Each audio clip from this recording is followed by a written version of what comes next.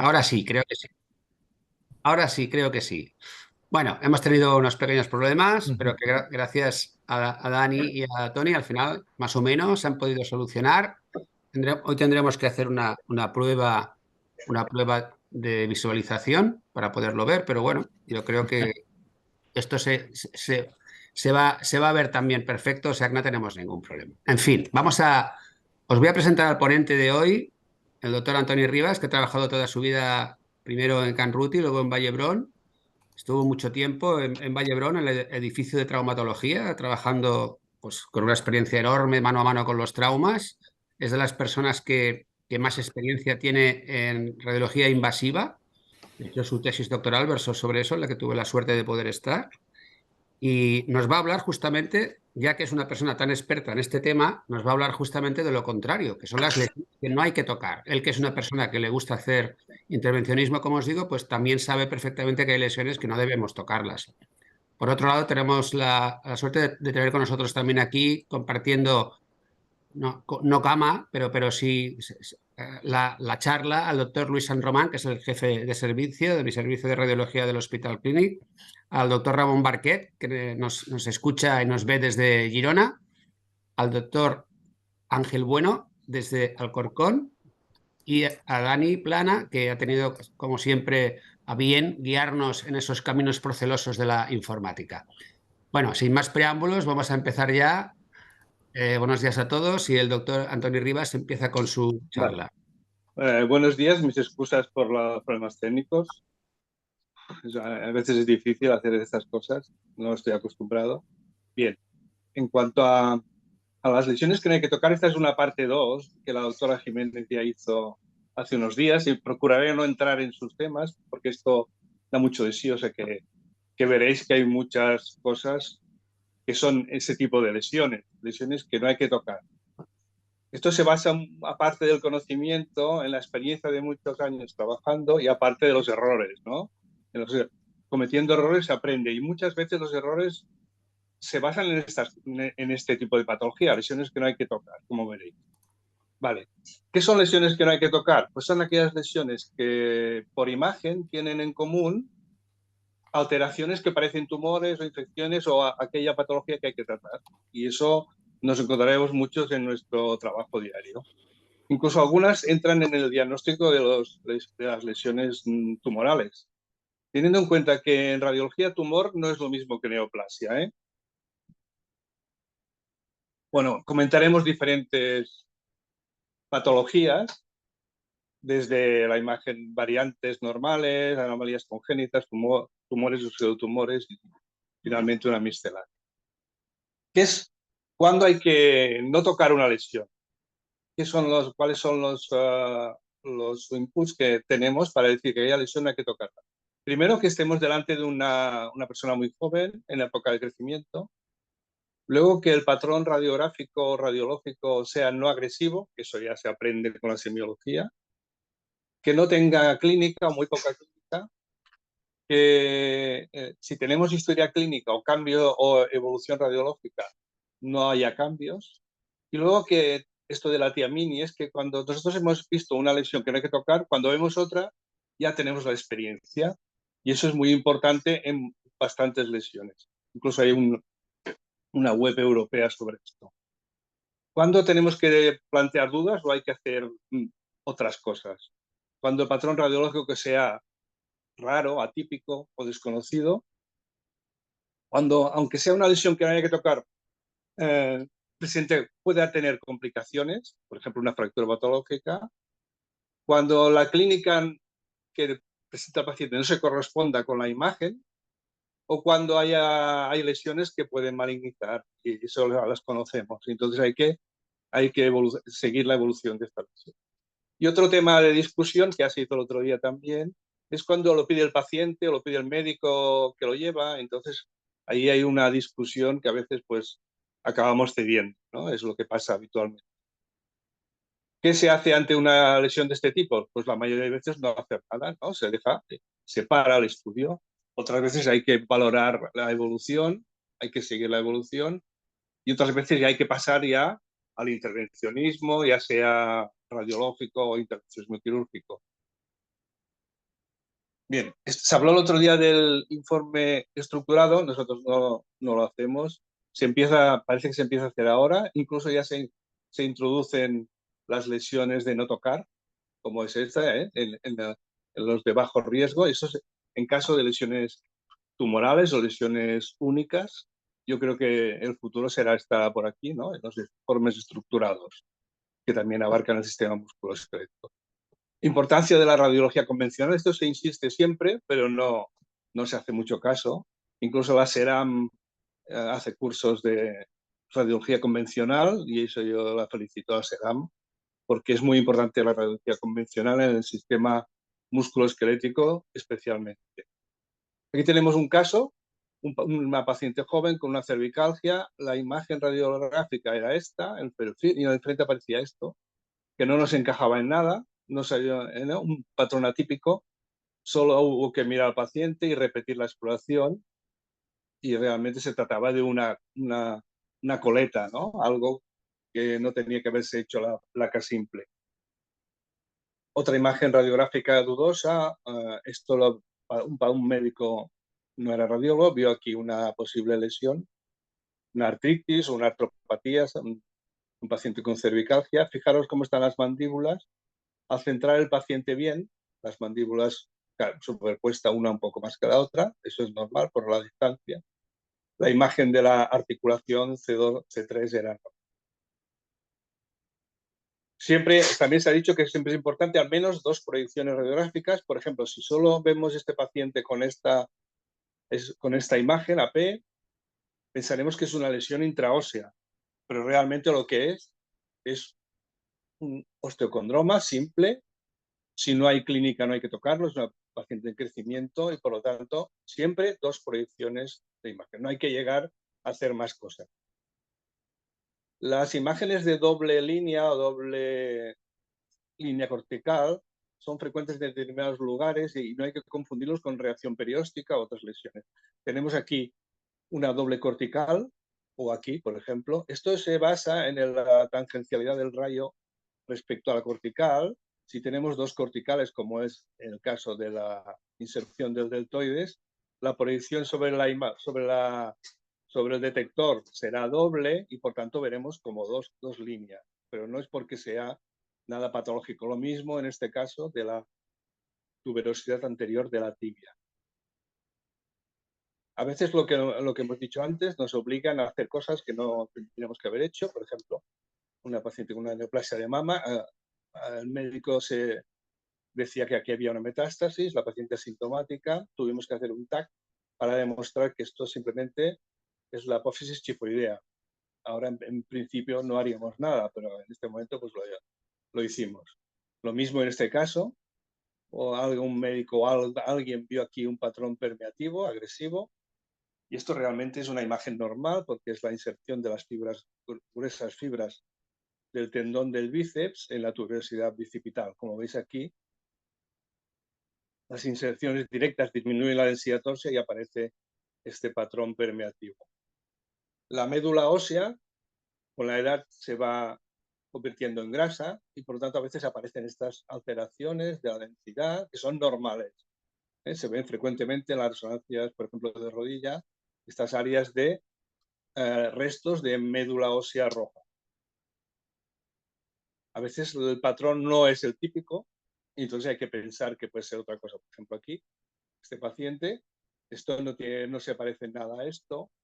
Con una radiografía simple solucionamos el problema. Esta imagen que se describió el otro día de un infarto óseo, la típica imagen abigarrada con esta periferia calcificada.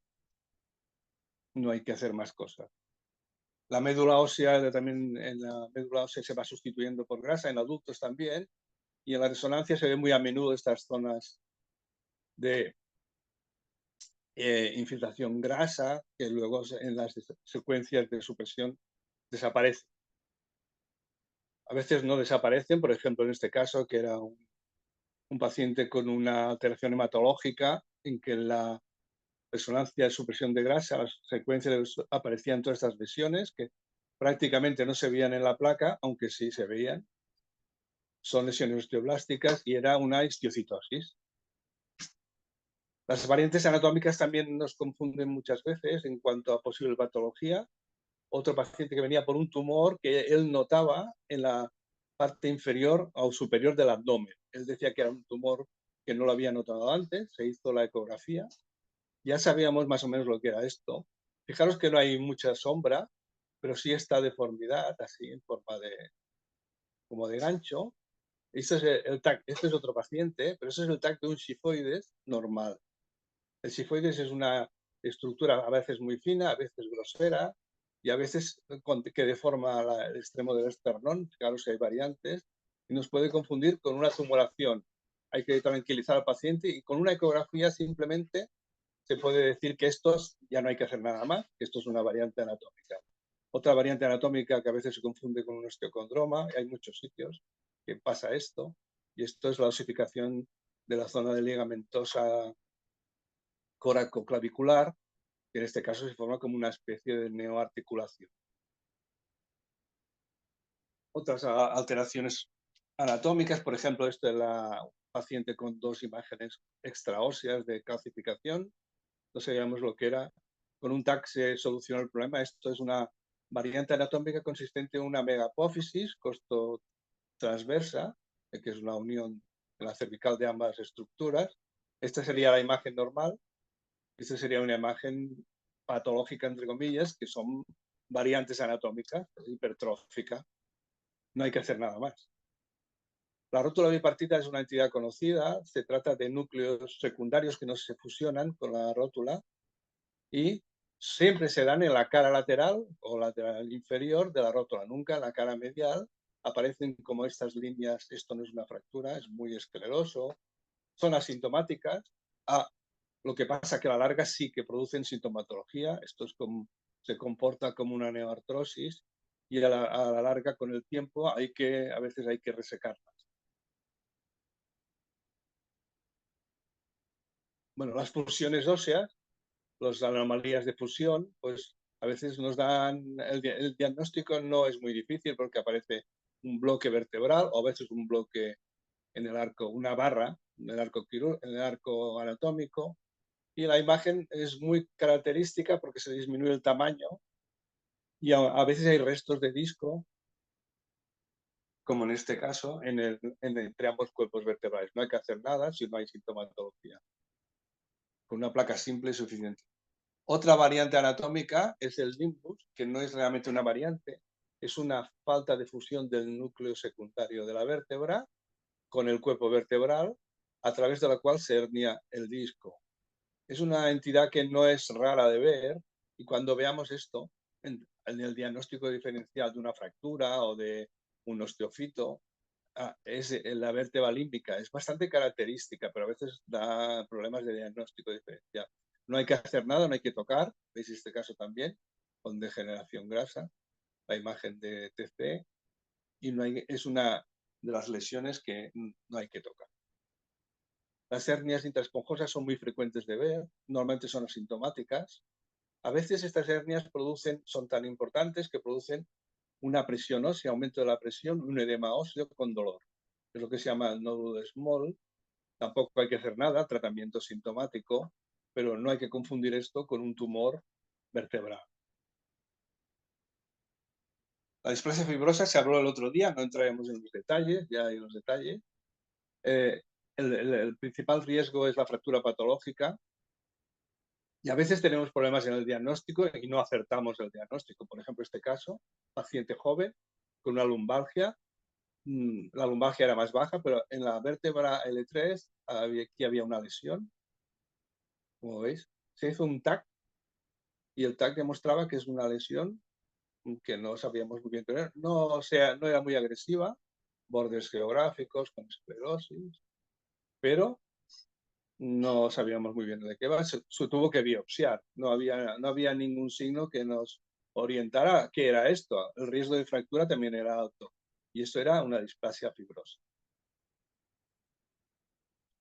Las distrofias óseas esclerosantes son lesiones en que aumenta la densidad del hueso, pero de diferentes formas. Algunas son muy características por la imagen y no hay que tocarlas, hay que ver esto, pues una osteopatía estriata, o una osteopoiquilia. Estas son alteraciones congénitas y que a veces se asocian a otras lesiones en otros órganos, pero a veces no, y son muy características. La imagen es muy típica, ¿eh? No hay que hacer nada y esto hay que diferenciarlo de las metástasis, aquí en este caso no, pero cuando se da en una rodilla, eso.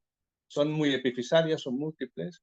Otra lesión que no es congénita es estas imágenes en forma de vela, que son típicas de otra entidad, que comentaremos después, y que son lesiones que no hay que tocar.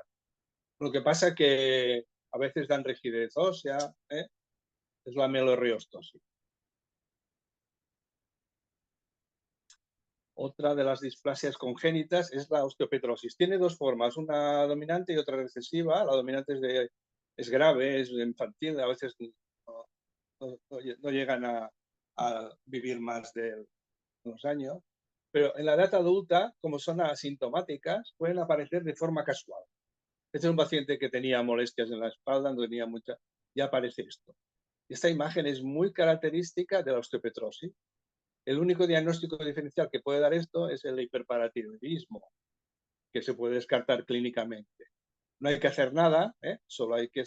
El riesgo que tiene la osteopetrosis es la fractura patológica. Otra anomalía muy difícil de diagnóstico es la enfermedad de Ribing o la displasia esclerosante. Es una entidad muy rara, poco conocida, pero nos da unos problemas diagnósticos y de tratamiento muy severos. Es una osificación endomedular y perióstica de un hueso largo en la diáfisis. Generalmente es tibia o fémur. A veces unilateral, a veces bilateral. Son lesiones activas, como se ve en la resonancia, como se ve en la medicina nuclear. Y esto se diagnostica siempre como una osteomielitis crónica, se biopsia y sale hueso normal, no hay nada, no hay cultivos. Y es un diagnóstico de exclusión. ¿Qué es lo que nos ayuda? A veces es bilateral y simétrica. Siempre que veáis esto, una tibia o un fémur, el diagnóstico diferencial incluye esta enfermedad. Su problema es qué hacer con estos pacientes. Son pacientes que tienen dolor, se biopsian, no tienen tratamiento y es un problema que no está resuelto, pero hay que pensar en esta patología. El aire en el hueso indica patología, ¿no? Degenerativa o infecciosa. En cuanto a degenerativa, una de las imágenes muy características son los quistes o neumoquistes. Se dice que están relacionados con la artrosis en diferentes sitios, por ejemplo en la columna o en las sacroiliacas. No hay que hacer nada. Cuando veáis esto, a veces vienen como lesiones líticas, o como ejemplo esta, a veces están rellenos y no podemos hacer un diagnóstico diferencial, pero aquí sí. Este solo puede ser un neumoquiste y por lo tanto no hay que tocar, no hay que hacer nada. Otra entidad que a veces vienen con problemas los pacientes es pacientes jóvenes con un bulto en la espalda cerca de la cresta ilíaca, a veces doloroso, a veces no, a veces pues da problemas de decir, uy, tengo un tumor, y normalmente lo que se hace es una ecografía y aparece esto en un lado solo, y eso es tejido graso, que si lo vemos en TAC o en anatomía, esto es grasa dentro de la grasa, y esto es una hernia de grasa. El paciente viene con el diagnóstico de tumor de partes blandas. Esto no es un tumor de partes blandas. En principio, en general, no hay que tocarlo, y hay que tranquilizar al paciente y eso mejora mucho el pronóstico de estas lesiones. Normalmente el dolor cede con el tiempo y no hay que hacer mucha cosa más. Se llama el BAC-MAIS y es una entidad que con ecografía a veces es suficiente para diagnosticar. Otra cosa también, la ecografía muy importante, es la joroba de búfalo, que son pacientes que tienen un bulto que va creciendo en la espalda. Lipoma, ¿no? Viene el diagnóstico de un lipoma. Se hace la ecografía y no hay lipoma, no hay nada, solo hay tejido graso, glóbulos grasos normales, como veis aquí, y esto es tratamiento rehabilitador. Con fisioterapia esto puede desaparecer. No hay que tocar nada, ni hacer biopsia, ni nada. A veces aparecen nódulos grasos, dolorosos, que no sabemos muy bien de qué son, pero esto lo hemos encontrado algunas veces y realmente no tenemos la respuesta a lo que es. No son lipomas realmente y lo que sabemos es que mejor esto es no tocarlo. Otra entidad muy característica es el osteofibroma dorsi, que es un tumor de partes blandas en la zona inferior de la escápula por roce, por sobrecarga, y es muy característico en la ecografía o en las otras pruebas. Una ecografía es suficiente para el diagnóstico y no hay que tocar a no ser que tenga dolor o que el paciente por estética se lo quiera quitar, ¿no? Por eso está entre el dorsal ancho y los serratos, y es esta entidad que son líneas de grasa con líneas de tejido fibroso. Es muy característico este aspecto lineal. Ya sabemos que esto no maligniza y no hay que tocar. Se puede ver en TAC, todo es lo mismo, ¿eh? Grasa y tejido fibroso, o en resonancia también, tejido graso, en secuencias de 1.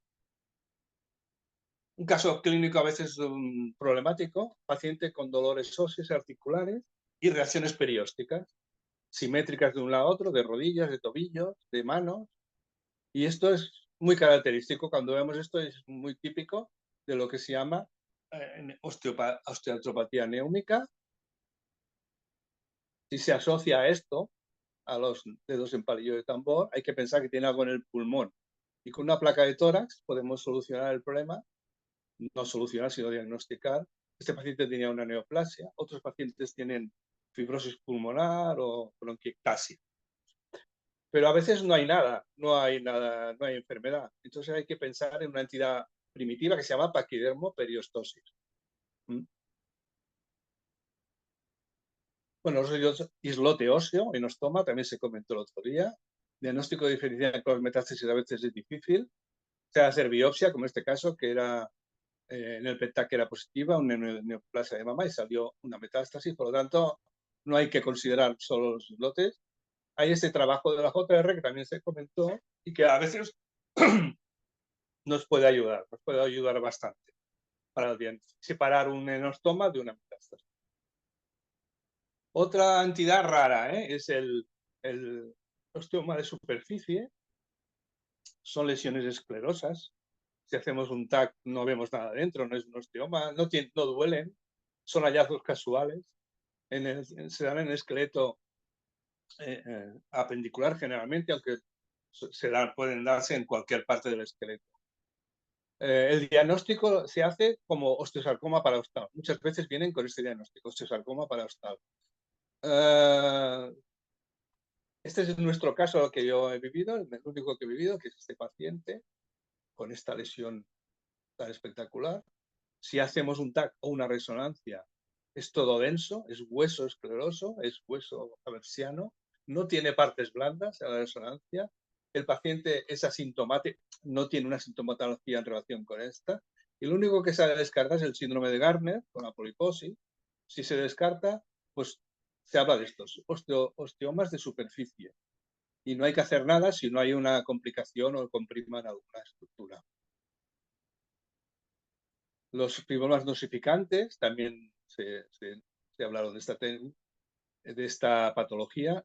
Uno de los problemas que tienen es que se rompen a veces. A veces con pequeñas lesiones se pueden romper. Hay que hacer un TAC a veces para ver que no tenga una pérdida de la cortical. Entonces hay que tratar al paciente como si tuviese una fractura.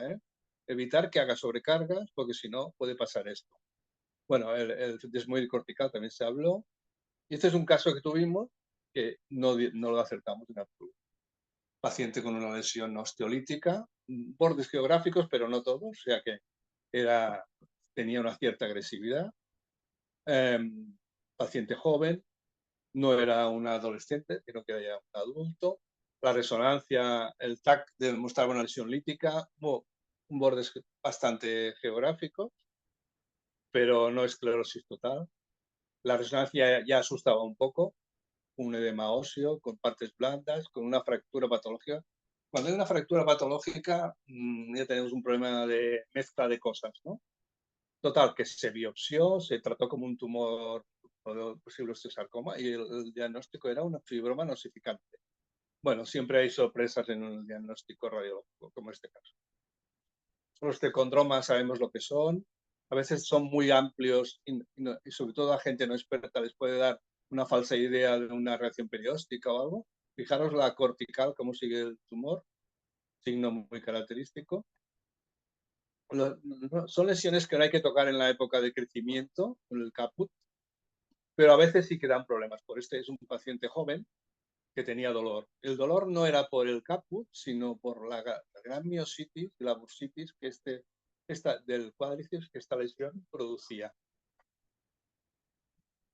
Otra entidad muy, muy típica en que la radiología casi es patognomónica.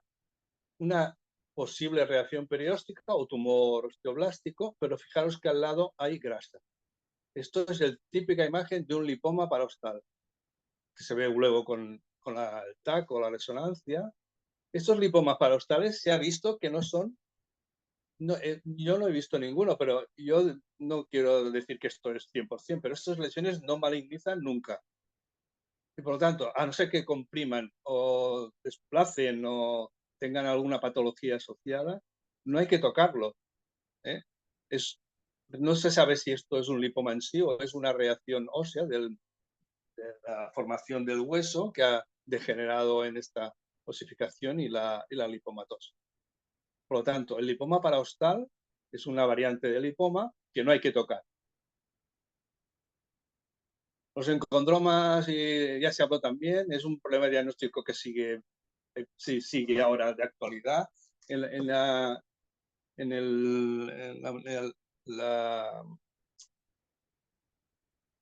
Mundial de la Salud, la Organización Mundial de la Salud ha establecido un grado intermedio que se llama el tumor cartilaginoso atípico, que ya presenta los mismos problemas, porque tanto los patólogos como los radiólogos tenemos las mismas consideraciones que teníamos antes con el condrosarcoma grado 1.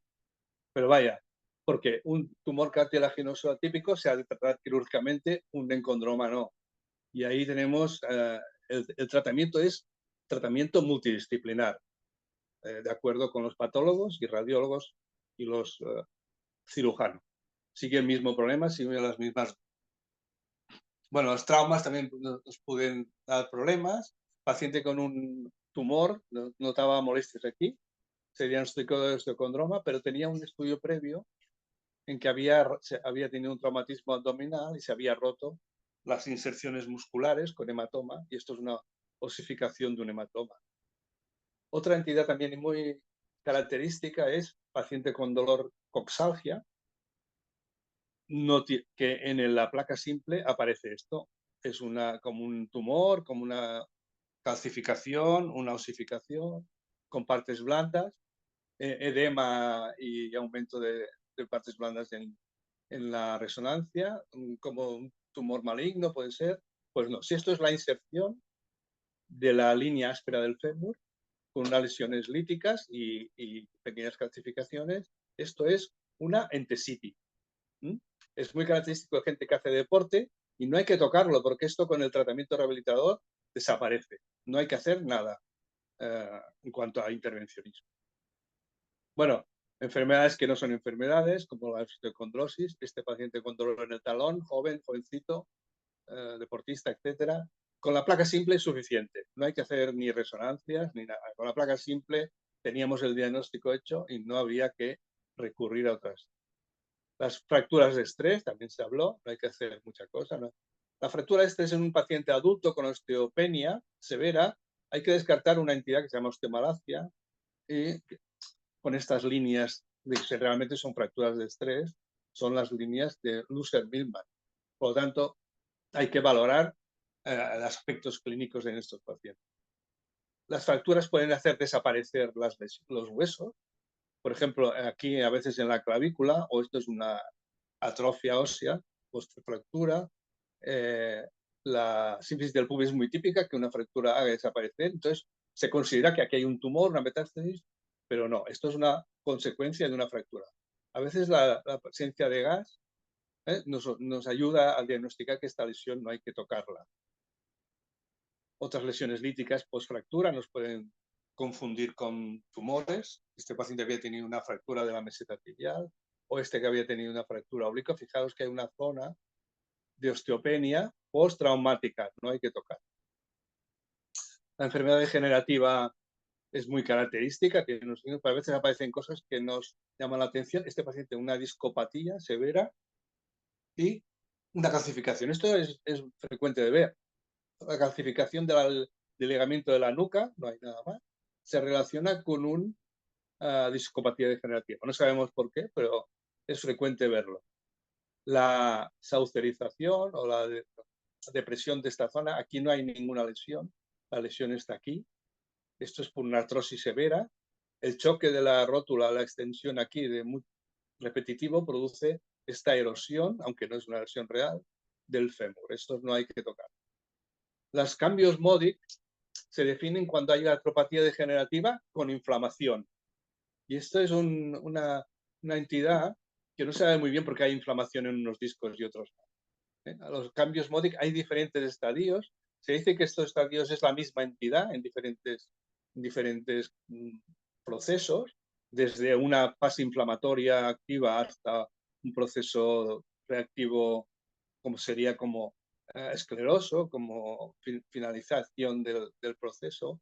Y no hay que confundirlos con discitis, sobre todo el estadio 1, aunque a veces dicen que incluso que en estos Modic a veces aparecen infección, ¿no?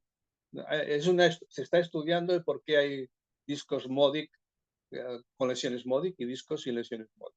Pero es una causa de dolor.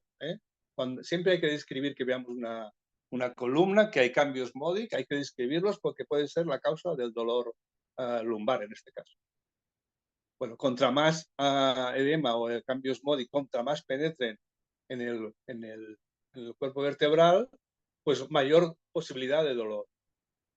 Bueno, finalmente, en cuanto a cambios, alteraciones misceláneas raras, el síndrome de dolor regional complejo es un síndrome clínico, es la atrofia de Sudeck, conocida anteriormente, que a veces, si no tenemos información clínica, podemos decir que esto es un tumor, o esto también.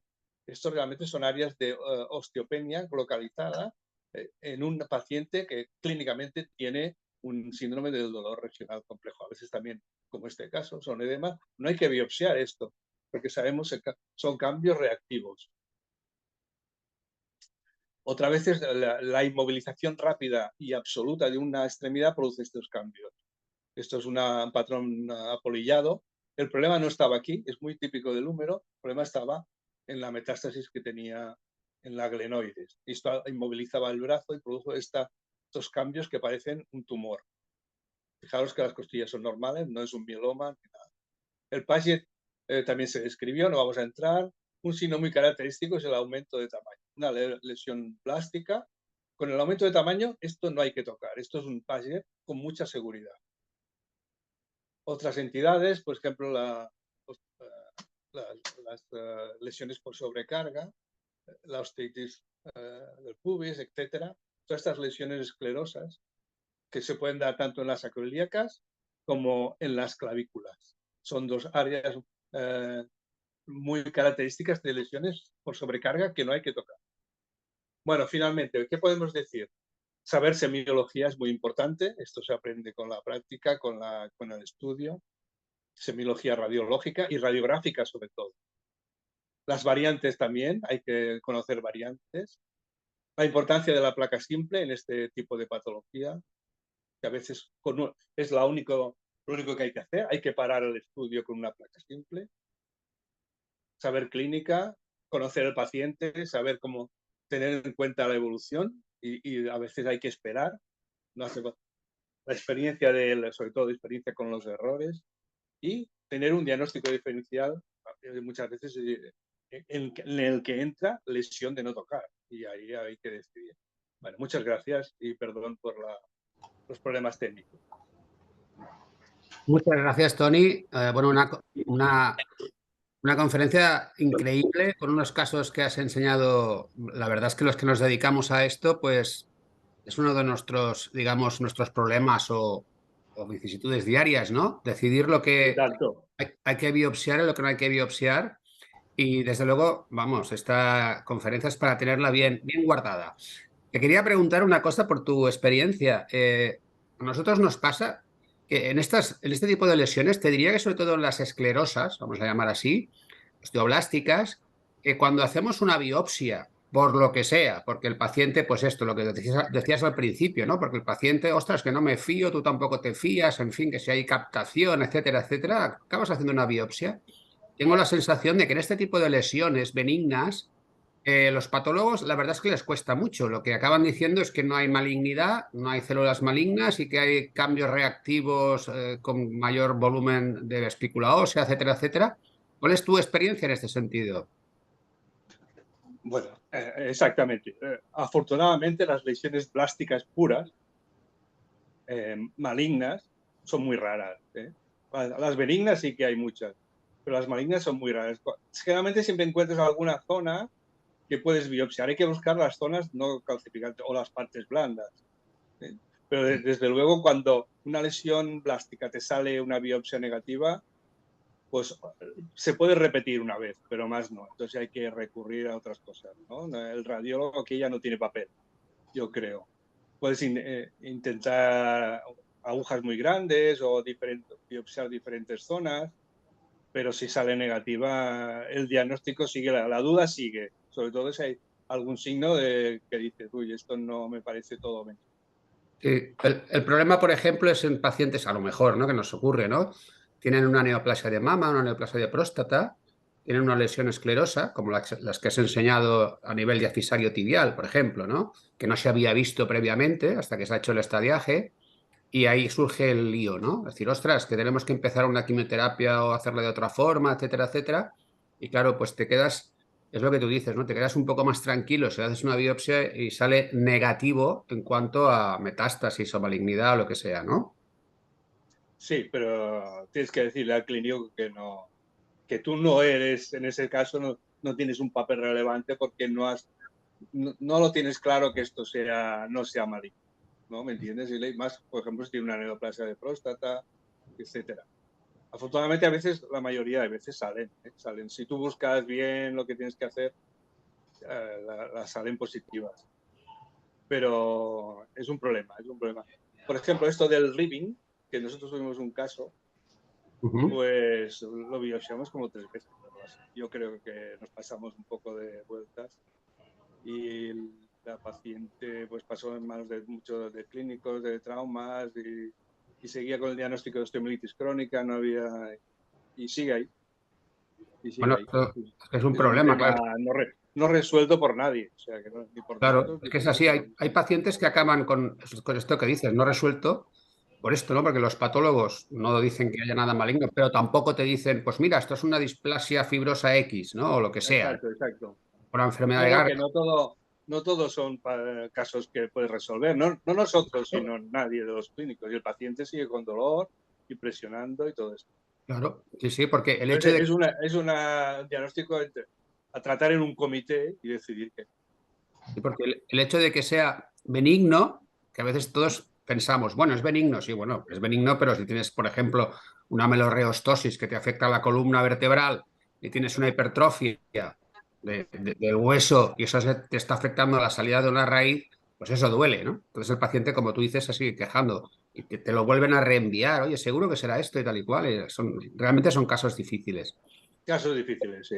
Yo Voy creo a que este es un tema de casos difíciles. Sí, sí, realmente Y estoy de casos acuerdo. raros, y casos raros. Te diría que de lo más, es uno de los apartados, de los más difíciles de nuestra subespecialidad, ¿no? De la patología musculoesquelética. Sí, sí, sí. Tenemos a nuestros compañeros, por ejemplo, Ángel Bueno, que nos está viendo Hola ahí. Ángel. Hola ¿Tienes una Tony. pregunta, Hola, ¿qué tal? Ángel? Tú que eres un experto también en este campo. Bueno, lo primero, nada, felicitarte Tony, porque efectivamente es un campo en el que cuando uno expone ahí el PowerPoint de toda, es poner tu experiencia. O sea, el tema de la lesión no tocar, más allá de guías y de informes estructurados, es el día a día, el año a año y es toda experiencia que te hace descubrir realmente si una lesión tiene más o menos. Yo creo que te pasará a ti eso también, ¿no? Porque la experiencia es un grado y es muy importante y con los errores aprendes un montón Pero claro, esto y no vuelve a pasar, no vuelve a pasar por el mismo problema cuando vuelves a ver otro caso. es eso, el pozo de la experiencia pues te da diferencia. Por ejemplo, Pues oye, más. este caso de la inserción del glúteo mayor en la línea esfera de freno, Ah, hay sí, sí. unas Mira, características que hemos encontrado diagnosticado de condrosarcoma. sí, sí, sí. Mira, vale. Este caso era un colega mío, un colega del hospital, que jugaba al pádel, me pareció, al tenis, no sé, y que empezó a tener un dolor importantísimo en la cadera y apareció esto.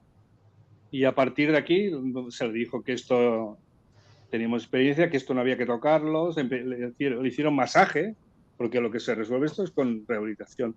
Masaje, y sobre todo que no jugase en una temporada, y realmente se ha resuelto sin tocar. Incluso desaparecen las calcificaciones, acaban desapareciendo. No tenemos de este caso que mujer de mediana edad empieza a hacer el tema del... Se te oye muy mal, ¿eh, Ángel? ¿Me oye mejor ahora? Ahora Un poco mejor, más, sí. sí. Perdón. Pues no, decía que, bueno, que esto es un ejemplo de tantos otros en los que estudiantes la experiencia te dice, ¿no? Nosotros, de este tipo que comentabas, tenemos 3 casos de mujer de mediana edad que empieza a hacer ejercicio y empieza con un dolor y, bueno, empieza a hacer unas calcificaciones, una erosión ahí al lado en el fémur y es fácil que te lo den de algo agresivo. Sí, Bueno, porque hay osteolisis, sí, sí. exacto.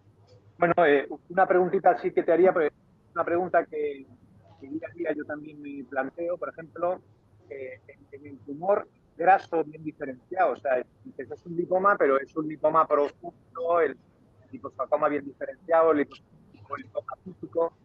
¿Tú crees que Se te aquí... oye más. Entonces, ¿Te oye no sé más? Sí, Ay, qué pena. ¿Me oís mejor ahora? un poquito, qué. sí. Inténtalo, inténtalo.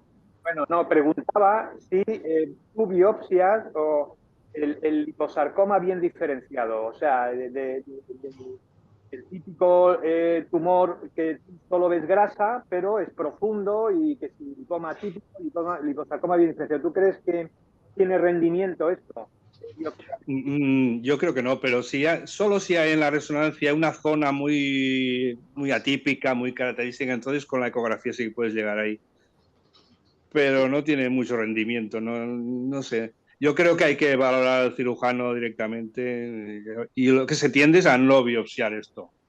Claro, esta era mi idea, pero por algún otro lado me ha llegado que hacen, bueno, análisis un poco cromosómico y tal, y esto te puede... Sí, No, pero... el MD, este M2, pero no sé, no sé. Yo creo que hay que valorarlo en un comité todo esto.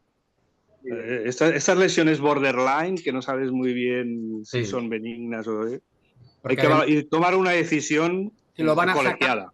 si lo van a extirpar, que muchas veces es por el volumen que tiene y porque le molesta al Sí, paciente, pues ya aprovechas el tirón y dices, bueno, si lo van a extirpar, que lo saquen, ¿no? Porque te puedes encontrar con la sorpresa que estás comentando, Ángel, que bueno, si dices, esta zona la veo más heterogénea, pues vamos a biopsiar aquí, bueno, todavía tiene su sentido, ¿no? Pero a veces esas grandes lesiones que no son muy heterogéneas y dices, ostras, ¿ahora qué hacemos, no? Bueno, pues el paciente tiene una tumoración grande y tal, sí que es verdad lo que dices, lo del comité, ¿no? Que hay que juntarse con los compañeros y decir, bueno, ¿qué hacemos con este paciente? Es un tema que nos enfrentamos todos bastante con frecuencia. Sí, sí, así es. Bueno, pues nada, enhorabuena y bueno, incidir un poquito en esto de que la lesión que claramente por nuestra experiencia en la radiología simple no hay que tocar, no pasarla a la resonancia magnética, porque la resonancia magnética en este tipo de lesiones nos puede ser mucho más complejo que decir esto es bueno. Entonces, Sí. y tanto, y tanto. Sí, es verdad, ¿eh? De hecho, tienes toda la razón, Ángel, porque fijaros, lo importante es que sigue siendo, es que es así, la radiología convencional, ¿no? Hay que saber mucha radiología convencional, porque si no nos puede pasar lo que nos pasa a veces, que es que vemos la resonancia primero y decimos, oye, pero no hay ninguna placa simple de esto, y te encuentras con la sorpresa de que no. O sea, que el paciente le molesta o lo que sea, si se ha hecho directamente la resonancia, ¿no? sí, Sí, sí. muy importante. Sí, sí. Reivindicamos la placa simple Sí, los sí, adultos ya mayores. totalmente. Ramón, ¿qué quieres añadir? ¿Alguna cosa, alguna pregunta? Sí, bueno, buenos días a todos. Yo me uno a la fila de felicitaciones. Realmente ha sido Muchas una gracias. presentación magnífica. Y sobre todo el pequeño detalle de que sea una parte 2 de una que ya se hizo antes. O sea, el unir un mismo tema de un residente y una junto de diferentes hospitales, yo creo que demuestra un poco la manera del amor que tenemos por este tema y que hay temas que se podrían hacer una semana entera de sesiones y que no nos acabaríamos, ¿eh? Y tanto, sí, es verdad, ¿eh? Es bonito. Y Yo, además, yo, este tipo de conferencias como la que acaba de hacer Antonio, pues es que te acuerdas luego, pues, las agradeces porque en tu cabeza te queda esa imagen a lo mejor, ¿no? Y lo ves dentro de 2 meses y piensas, Esto se parece mucho a aquella lesión que enseñó Tony, ¿no? Voy a revisar la charla, ¿no? Sí, sí, total. Y Muy bueno, bien, última pequeña pregunta, porque muy esta bien, en la dime. última charla se comentó el tema del Bone Rats, que es este algoritmo que ha salido hace un par de años para saber un poco eh, si nos encontramos ante una lesión en un TAC o una resonancia, qué debemos hacer, si no la tocamos, si la seguimos, cómo la seguimos. No sé, Tony, si en tu hospital no, utilizáis el Bone Rats o algún vale, vale. algoritmo No, sugestivo. no, no, no, no. Yo no estoy en un hospital, estoy en una unidad de telediagnóstico, Mm, pero en mi hospital de momento no creo en mi ex hospital. De todas maneras, hablaré con ellos y veré qué se puede hacer, ¿no? Porque ahí sí que ven mucha patología de este tipo. Es un hospital de referencia de tumores de Barcelona y por lo tanto sí que ellos tienen que considerar esto de instaurar el informe estructurado. Yo creo que será útil. Pues es un tema para hablar con ellos, desde luego. Muy bien, pues de momento yo creo no hay ninguna pregunta más online. Por lo tanto, quiero agradecer en primer lugar, por supuesto, al doctor Rivas por su excelente charla, que desde luego nos ha gustado muchísimo a los que nos dedicamos a esto. Y después también la participación de mis compañeros de moderación. Comentaros que el doctor San Román ha tenido que ausentarse hace un rato y ya me ha dicho que de su parte me despida de todos vosotros. Y bueno, agradecer a la audiencia y al ponente pues su participación hoy aquí. Dale. Muchísimas Muchas gracias. Gracias, ¿eh?